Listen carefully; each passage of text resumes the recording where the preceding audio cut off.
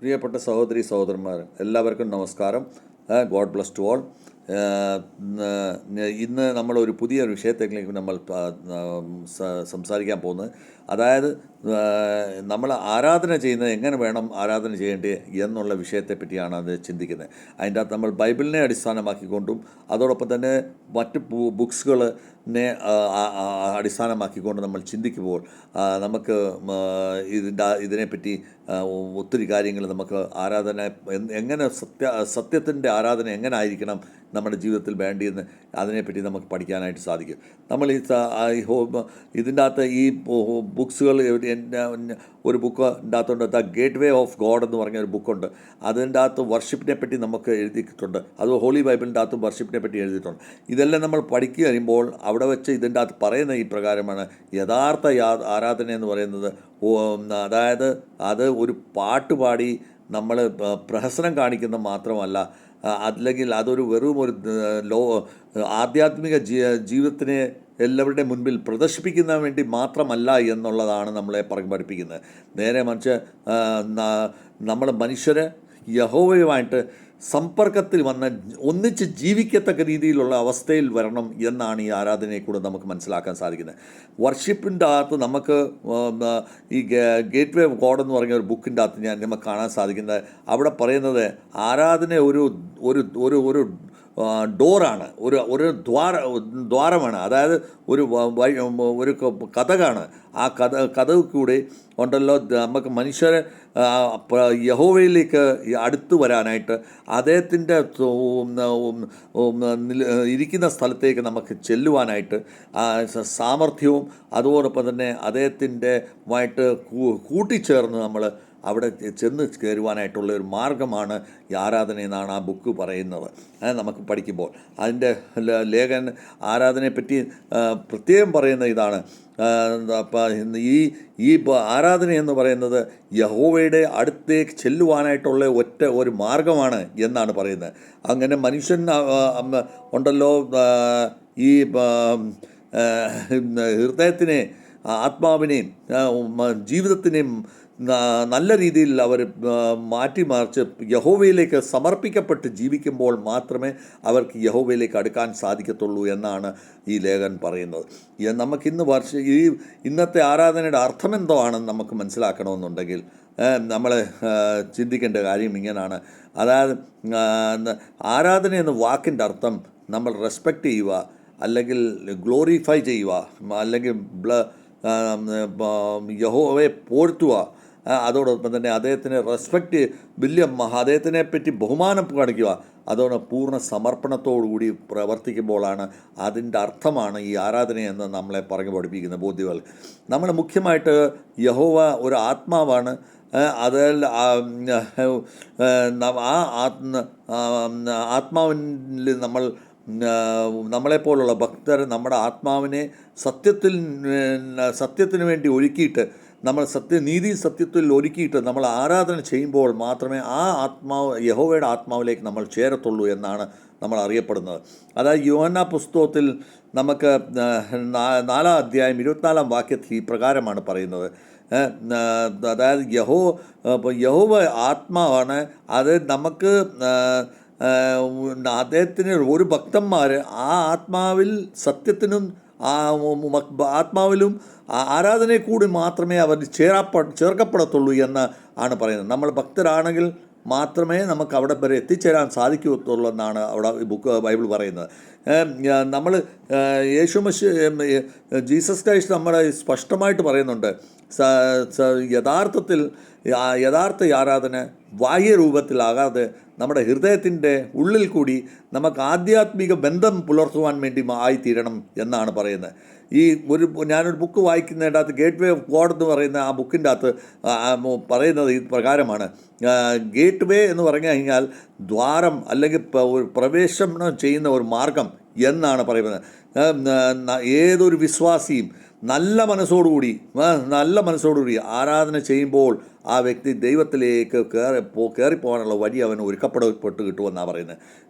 അപ്പം നമ്മുടെ യഹോവയുടെ പ്രസൻസിലേക്ക് നമുക്ക് കയറി ചെല്ലുവാൻ വേണ്ടി നമുക്ക് ഈ പറയുന്ന ആരാധന വളരെ ആവശ്യമാണ്. നമുക്ക് ആധ്യാത്മികമായ സമാധാനത്തിന് വേണ്ടി നമുക്കിത് ആവശ്യമാണ്. മനസ്സിൻ്റെ പാപങ്ങളെ കഴുകിക്കളയാൻ വേണ്ടി നമുക്കിത് ആവശ്യമാണ്. ഇപ്പം യഹോവയുടെ ശബ്ദത്തിനെ കേൾക്കുവാൻ വേണ്ടി നമുക്കിത് ആവശ്യമാണ്. ആധ്യാത്മിക സാമർഥ്യത്തിനെ നമുക്ക് പിടിച്ചു പറ്റുവാൻ വേണ്ടി നമുക്കിത് ആവശ്യമാണ് എന്നാണ് നമ്മളെ ഇവിടെ പറയുന്നത്. വചനം പറയുന്നത് നമ്മളെ സങ്കീർത്തനത്തിൽ 100-ാം അധ്യായം 4-ാം വാക്യത്തിൽ പറയുന്നത് ഇങ്ങനെയാണ്: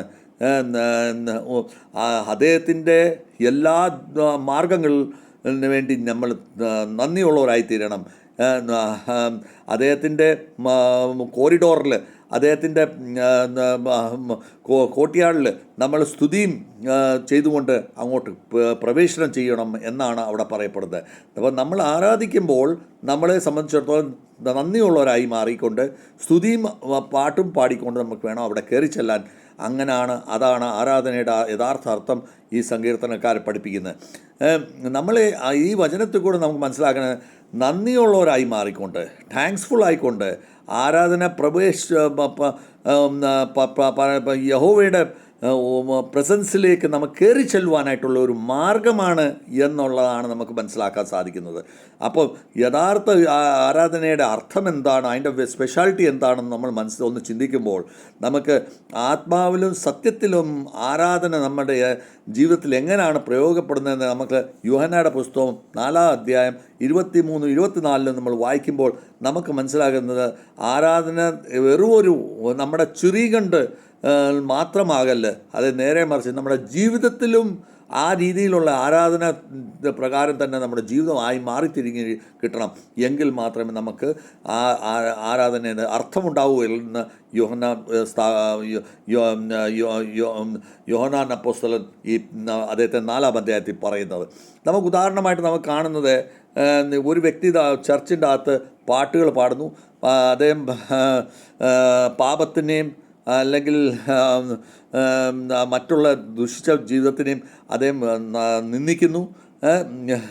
പക്ഷെങ്കിൽ അദ്ദേഹത്തിൻ്റെ ആരാധന ഇൻകംപ്ലീറ്റ് ആണെങ്കിൽ അദ്ദേഹത്തിന് ആ ജീവിതത്തിന് യഥാർത്ഥ അർത്ഥം വരുന്നില്ല, യഥാർത്ഥ ഒരു ആരാധനയായി, സത്യത്തിൻ്റെ ആരാധനയായി തീരുന്നില്ല എന്നാണ് നമ്മളെ വചനം പഠിപ്പിക്കുന്നത്. നമ്മുടെ ഒബീഡിയൻ്റായിട്ടുള്ള ആരാധനയാണ് നമുക്കിന്ന് ജീവിതത്തിൽ ആവശ്യം. രണ്ടാമത്തെ നമ്മളിപ്പോൾ പോയിൻ്റ് മനസ്സിലാക്കേണ്ടത്, ഒബീഡിയൻ്റായി ഇരുന്നു കൊണ്ട് നമുക്ക് ആരാധിക്കണം.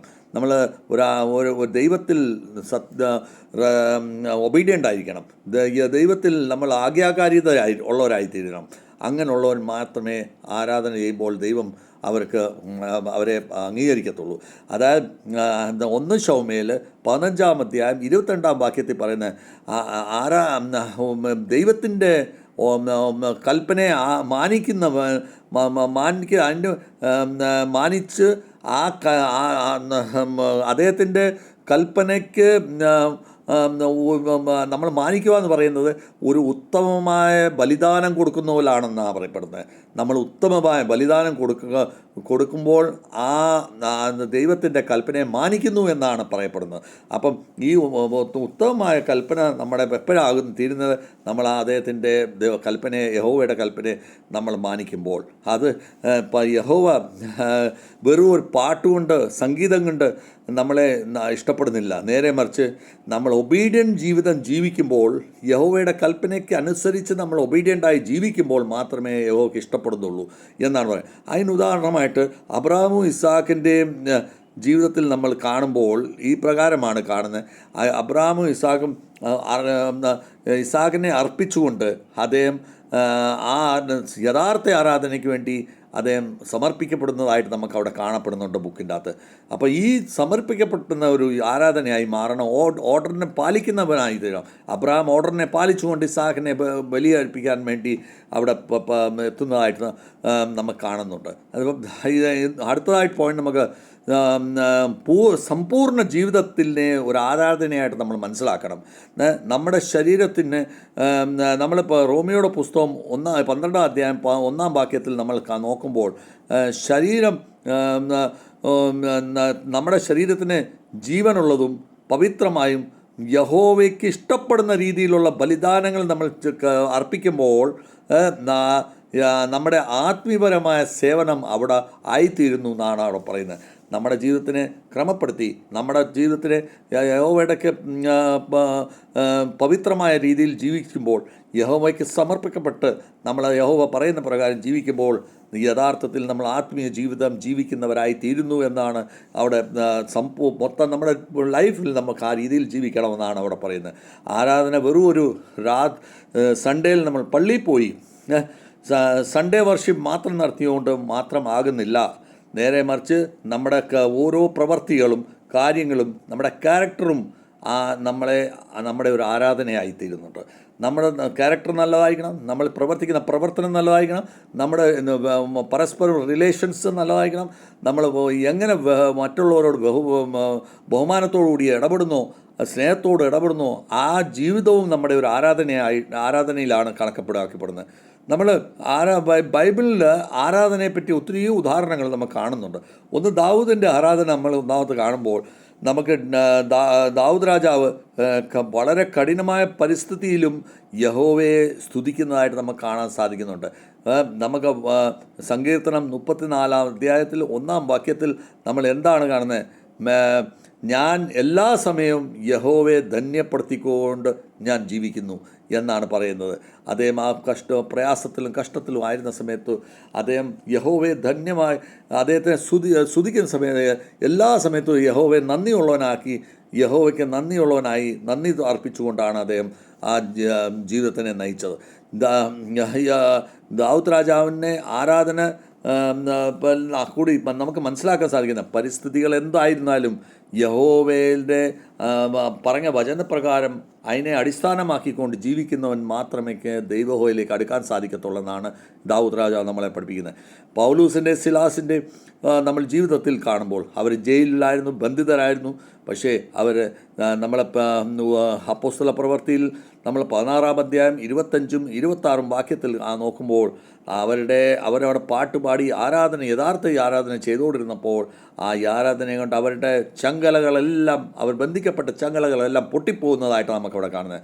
അപ്പോൾ ഇതിൽ നിന്ന് മനസ്സിലാക്കണം, ആരാധന ആത്മീയ ബന്ധനങ്ങളെ എല്ലാത്തിനെയും തകർത്തുകൊണ്ട് ആത്മീയ വളർച്ചയ്ക്ക് എതിരായിട്ട് ഏത് ബന്ധനങ്ങൾ കെട്ടിപ്പിടിച്ചാലും അതിനെല്ലാം പൊട്ടിച്ചു കളയുന്ന ഒരവസ്ഥയാണ് അവിടെ കാണാൻ സാധിക്കുന്നത്.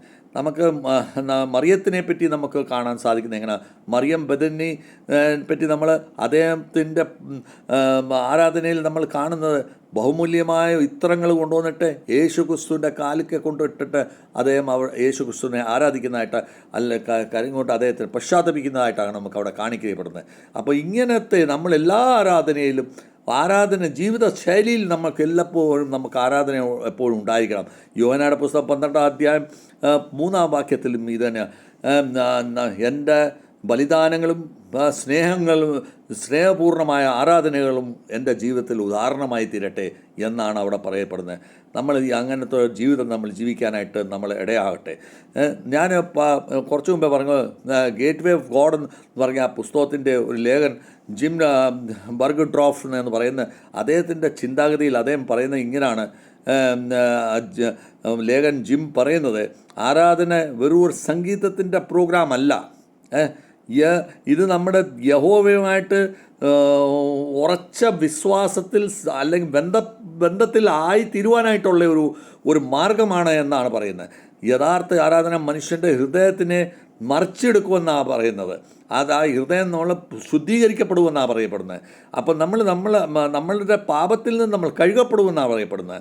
അപ്പം ആരാധന നമ്മൾ യഥാർത്ഥ ആരാധന നമ്മൾ ചെയ്യുമ്പോൾ നമ്മൾ അഹങ്കാരത്തിൽ നിന്ന് നമ്മളെ പോവുകയും അതോടെ തന്നെ യഹോവയെ ഗ്ലോറിഫൈ ചെയ്യാനായിട്ട് നമ്മൾ മറക്കാത്തില്ല. ആ സമയത്ത് നമ്മൾ ഇപ്പം യഹോവയെ താങ്ക്സ് കൊടുക്കുകയും അതോടൊപ്പം തന്നെ അദ്ദേഹത്തെ ഗ്ലോറിഫൈ ചെയ്യുകയും ചെയ്യുന്നു.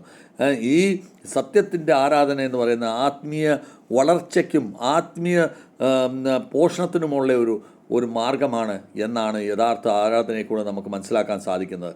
അപ്പോൾ നമ്മൾ ഇന്നത്തെ സമൂഹത്തിൽ വിശ്വാസികൾക്ക് ഈ ആരാധനയ്ക്ക് വേണ്ടിയുള്ള നമുക്ക് എന്താണ് പറഞ്ഞു കൊടുക്കാൻ ആഗ്രഹിക്കുന്നതെന്ന് നമ്മൾ നോക്കുമ്പോൾ, ആരാധന ഒരു പ്രദർശനമല്ല, നേരെ മറിച്ച് ഒരു സമർപ്പണമാണ് എന്നാണ് നമുക്ക് പറയാൻ പറ്റുന്നത്. ഇന്നത്തെ ലോകത്ത് ലോകർ ഇന്ന് ആരാധന വെറും ഒരു സംഗീത മഞ്ചമാക്കിക്കൊണ്ട്, അല്ലെങ്കിൽ അതിൻ്റെ ഒരു സ്റ്റേജ് ആക്കിക്കൊണ്ട്, സംഗീതം പാടുന്നത് ഒരു സ്റ്റേജ് ആക്കിക്കൊണ്ടും നമ്മുടെ ഇമോഷണലായിട്ടുള്ള പ്രവർത്തികൾ ചെയ്ത് നമ്മളതിനെ മറ്റ് രീതി ഫിൽമി സ്റ്റൈലിൽ അതിനെ ചിത്രീകരിക്കുന്ന സ്റ്റൈലാണ് കാണുന്നത്. പക്ഷേ അത് അല്ല അതിൻ്റെ വേണ്ട. നേരെ മറിച്ച് യഹോവ ആ സമയത്ത് എന്താണ് നോക്കുന്നത് നമ്മുടെ ജീവിതത്തിൽ ആരാധനയെപ്പറ്റി? എൻ്റെ ഹൃദയത്തെ പറ്റിയാണ് നോക്കുക. എൻ്റെ ഹൃദയത്തിനെ പരിശോധിക്കുമെന്നതാണ് നോക്കുന്നത്. യെശയ്യായുടെ പുസ്തകം 29-13 വാക്യത്തിൽ എന്താണ് പറയുന്നത്? ഈ മനുഷ്യരെല്ലാം ചിരി കൊണ്ട് എന്നെ റെസ്പെക്റ്റ് ചെയ്യുകയും ചെയ്യുന്നുണ്ട്, പക്ഷേ മനസ്സുകൊണ്ട് എന്നിൽ നിന്ന് ഒത്തിരി അകന്നിരിക്കുകയും ചെയ്യുന്നുണ്ട്. അപ്പം ഈ നമ്മൾ ചിരി കൊണ്ട് ആരാധിക്കുകയും നമ്മളിപ്പോൾ വായും കൊണ്ട് ആരാധിക്കുകയും പക്ഷേ നമ്മുടെ ഹൃദയത്തിനെ യഹോവയിലേക്ക് അടുപ്പിക്കുന്നില്ലെങ്കിൽ ആ ആരാധനയ്ക്ക് അർത്ഥമില്ല എന്ന് എനിക്ക് പറയാൻ സാധിക്കും.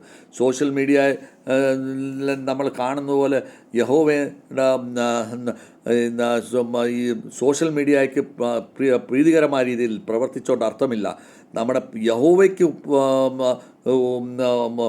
പ്രസൻസിൽ നമ്മൾ പ്രവർത്തിക്കാനായിട്ട് നമ്മൾ പഠിക്കണം. അദ്ദേഹത്തിനെ പ്രീതിപ്പെടുത്താനായിട്ട് നമ്മൾ ശ്രമിക്കണം.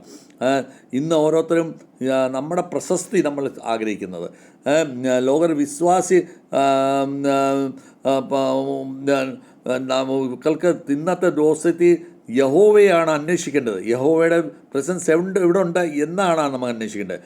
കുടുംബപരമായിട്ട് നമുക്കിന്ന് എന്താണ് ആവശ്യമെന്ന് വെച്ചാൽ, വീടിൽ പ്രാർത്ഥന ആവശ്യമാണ്, വചനങ്ങൾ വായിക്കുക എന്നുള്ള ആവശ്യമാണ്, സ്തുതി പാട്ടുകൾ നമ്മൾ വീടുകളിൽ അങ്ങനെ ഒരു അറ്റ്മോസ്ഫിയർ വീട്ടിലുണ്ടാക്കുമ്പോൾ മാത്രമേ ഈ ആരാധനയുടെ അർത്ഥം മനസ്സിലാകത്തുള്ളൂ. അങ്ങനെയുള്ള ജീവിതത്തിന് മാത്രമേ നമുക്ക് ദൈവത്തിലേക്ക് അടുക്കാൻ സാധിക്കുള്ളൂ.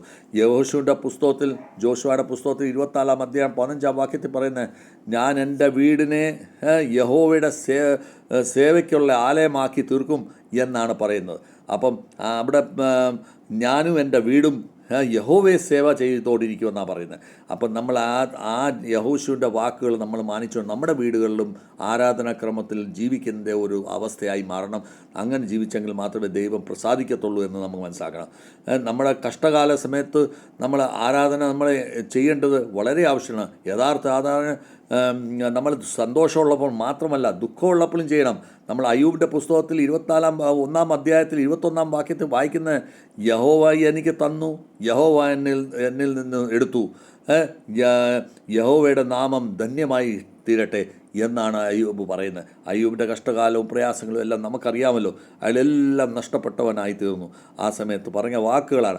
ഈ രീതിയിൽ നമ്മൾ യഹോവയെ സ്തുതിക്കാൻ നമ്മൾ പഠിച്ചിരിക്കണം. അപ്പോൾ മാത്രമേ യഹോവ നമുക്ക് വേണ്ടി എല്ലാ ബ്ലെസ്സിങ്സും നമുക്ക് തരത്തുള്ളൂ. യേശുക്രിസ്തു കൂടി നമ്മൾ യഥാർത്ഥ ആരാധന എങ്ങനെ ആയി തീരണമെന്ന് നമ്മൾ പഠിക്കേണ്ടിയിരിക്കുന്നു. യേശുക്രിസ്തു യഥാർത്ഥത്തിൽ ആരാധനയുടെ ഒരു മെയിൻ കേന്ദ്രമാണ്. ആ ആരാധനയിൽ കൂടെ മാത്രമേ മനുഷ്യൻ യേശുക്രിസ്തുവിൽ കൂടെ മാത്രമേ യഹോവയിലേക്ക് അടുക്കപ്പെടത്തുള്ളൂ. അതാണ് നമ്മൾ മനസ്സിലാക്കേണ്ടത്. അതുകൊണ്ടാണ് യോഹന്നാന്റെ പുസ്തകം 14-ാം അധ്യായം 6-ാം വാക്യത്തിൽ യേശുക്രിസ്തു പറയുന്നത്, ഞാൻ മാർഗവും സത്യവും ജീവനുമാകുന്നു എന്ന് പറയുക. എന്നിൽ കൂടി മാത്രമേ നീ യഹോവയിലേക്ക് അടുക്കാൻ പറ്റത്തുള്ളൂ എന്നാണ് പറയുന്നത്. യേശുവിനെ ഇല്ലാതെ ആരാധന നമ്മൾ ചെയ്തതുകൊണ്ട് അതൊരു ധാർമ്മിക ക്രിയകൾ മാത്രമായി തീരത്തേ ഉള്ളൂ. നേരെ മറിച്ച് യേശുക്രിസ്തുവിനെ നമ്മുടെ ആരാധനയിൽ നമ്മൾ ഉൾക്കൊള്ളിച്ചുകൊണ്ട് ജീവിക്കുമ്പോൾ അത് നമ്മൾ യഹോവയുമായിട്ട് ഒരു പ്രസൻസ് ആക്റ്റീവായിട്ടുള്ള അല്ലെങ്കിൽ ശക്തിയുള്ള ഒരു ബന്ധമാണ് നമുക്ക് യഹോവയിൽ നടക്കുന്നത്. നമ്മളിന്ന് ഈ ഗേറ്റ് വേ ഓഫ് ഗോഡ് എന്ന് പറയുന്ന ഈ ബുക്കിൽ കൂടി നമ്മൾ പഠിക്കാൻ സാധിക്കുന്നത് എന്താ? ആരാധന വെറും ഒരു സംഗീതത്തിൻ്റെ പ്രോഗ്രാമല്ല. നേരെ മറിച്ച് നമ്മൾ യഹോവയുടെ പ്രസൻസിൽ കൂടി അദ്ദേഹത്തിൻ്റെ പ്രസൻസിൻ്റെ അടുത്തേക്ക് നമുക്ക് കയറി ചെല്ലുവാനായിട്ടുള്ള ഒരു മാർഗമാണ് അല്ലെങ്കിൽ അതിനൊരു ദ്വാരമാണ്, അല്ലെങ്കിൽ അതിൻ്റെ ഒരു കഥകാണ് എന്ന് നമുക്ക് വേണമെങ്കിൽ മനസ്സിലാക്കാൻ സാധിക്കും. അങ്ങനെ യഥാർത്ഥ ആരാധനയെ കൂടി നമുക്ക് മനസ്സിലാക്കേണ്ടത് ആത്മാവും നമ്മൾ ചെയ്യേണ്ടത് ആത്മാവുകൂടെയും സത്യത്തിൽ കൂടെയും നമുക്ക് ചെയ്യേണ്ടിയിരിക്കുന്നു. നമ്മുടെ നമ്മുടെ കൽപ്പനകളിലെ യഥാർത്ഥത്തിൽ മാനിച്ചുകൊണ്ട് നമ്മൾ ഒരു ഒബീഡിയൻ്റ് ആയിട്ടിരുന്നുകൊണ്ട് നമ്മൾ അതിനെ പ്രകടിപ്പിക്കേണ്ടിയിരിക്കുന്നു. ജീവിതത്തിനെ പൂർണ്ണമായിട്ട് പരിവർത്തനം ചെയ്ത് നമ്മുടെ മനസ്സിനെ തെറ്റുകുറ്റങ്ങളെ ക്ഷമിച്ച് നമ്മൾ പരിവർത്തനം ചെയ്യേണ്ടിയിരിക്കുന്നു. വിശ്വാസികൾ അങ്ങനെയുള്ളപ്പോൾ മാത്രമേ, അങ്ങനെയുള്ള വിശ്വാസികളെ മാത്രമേ യഹോവയിലേക്ക് അടുത്ത് ചെല്ലാൻ നമുക്ക് സാധിക്കത്തുള്ളൂ. ഇന്ന് നമുക്ക് എല്ലാ വിശ്വാസികളും നമ്മൾ ബാഹ്യമായ റൈച്ചസ്നെസ് നമ്മൾ കാണിച്ചുകൊണ്ട് നമ്മൾ മുൻപോട്ട് ഇറങ്ങാതെ യഥാർത്ഥത്തിൻ്റെ ഉള്ളിൽ കൂടിയുള്ള ആരാധനയെ നമ്മൾ വ്യക്തമാക്കിക്കൊണ്ട് നമ്മൾ ജീവിക്കുമ്പോൾ ആ ആരാധനയാണ് യഹോവ ഇഷ്ടപ്പെടുന്നത് എന്നുള്ളത് യഹോവയ്ക്ക് പ്രിയങ്കരമായിരിക്കുന്നു എന്ന് നമ്മൾ വിശ്വസിച്ചുകൊണ്ട് നമ്മൾ ഈ വചനത്തിൽ കൂടെ നമ്മുടെ ജീവിതത്തിനെ മാറ്റിത്തിരിക്കാൻ നമ്മൾ സഹായകരമായി തീരട്ടെ എന്ന് പ്രാർത്ഥിച്ചുകൊണ്ട് എൻ്റെ വാക്കുകൾ ഗോഡ് ബ്ലസ് ടു ഓൾ എൻ്റെ വാക്കുകൾ ഇരിക്കുന്നു.